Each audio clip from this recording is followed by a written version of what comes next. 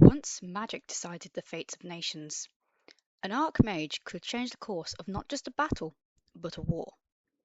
Entire countries saw their courses steered by these masters of the arcane, each territory seeing their own unique magic casters emerge to battle their neighbours.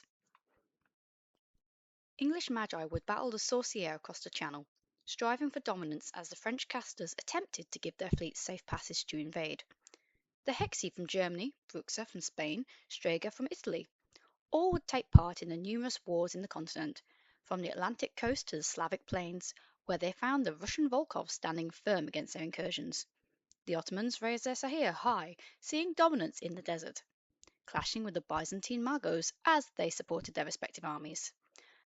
The Chinese Wu battled each other, as well as invading Mongol armies, and the Japanese Onmyoji stood behind the samurai through the island's tumultuous history.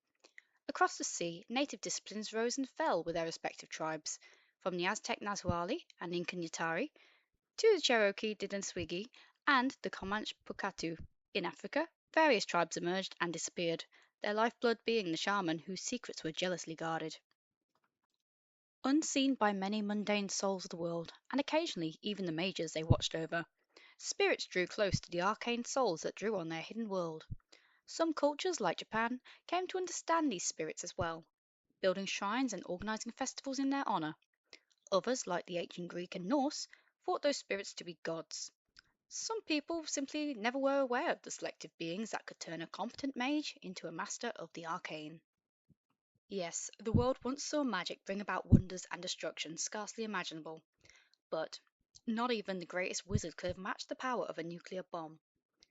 Since the advent of the arquebus, military technology advanced at a rapid pace. A mage who had spent decades honing their skills and increasing their knowledge could have their lives ended by a farmer from distances almost out of sight. By the time of World War I and II, mages no longer had a place on the battlefield. On the home front, they were becoming nearly as outdated in warfare. Thanks to the rapid advancements sparked by the Industrial Revolution, advances in medicine, communication, and transportation were all slowly reaching levels of magic without the extensive training required. Then, the 22nd century arrived. Technology finally surpassed magic with the introduction of small fission generators. Energy needs were met by power plants the size of a house that could power a city with minimal waste, and AI-controlled safety routines that completely nullified the threat of a meltdown, allowing the greatest minds of the age to turn from the energy crisis to once hypothetical projects. Hover rail trains, known as H-trams, allowed one to travel from Europe to America in an hour. CEOs went from owning yachts in the ocean to liners that cruise the upper atmosphere, trading ocean waves for space silence. Firearms traded powder-fuel cartridges for electrical pulses, electromagnetic projectiles, and compressed, superheated gas that could burn through solid steel. Augments and implants made the once impossible as common as a light switch.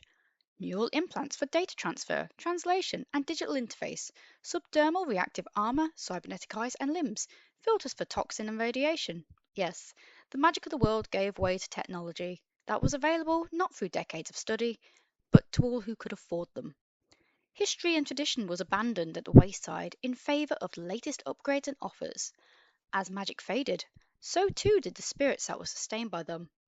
Some took up mortal guises, some found refuge in hidden shrines built long before, but some simply faded away. Corporations became more powerful than the countries that they once served. Monetary credits replaced the currency systems, and corporate clearance became more important than patriotism and loyalties. By 2259, countries were all but gone. Government positions, little more than symbolic appointments, and corporate sectors replaced geographic borders. The world was ruled by CEOs, not presidents or kings. Not anymore. Yet, not everyone has abandoned the old ways. For some, magic promises freedom. For others, it represents a time that was not ruled by greed, if such a day ever truly existed. Others have more selfish or sinister reasons to seek out such power. Redemption or ruin, deliverance or damnation. Nothing is certain in a realm where the rules are set either by the pocketbook or one's will. In such a contest, death is sometimes the most merciful fate one can meet.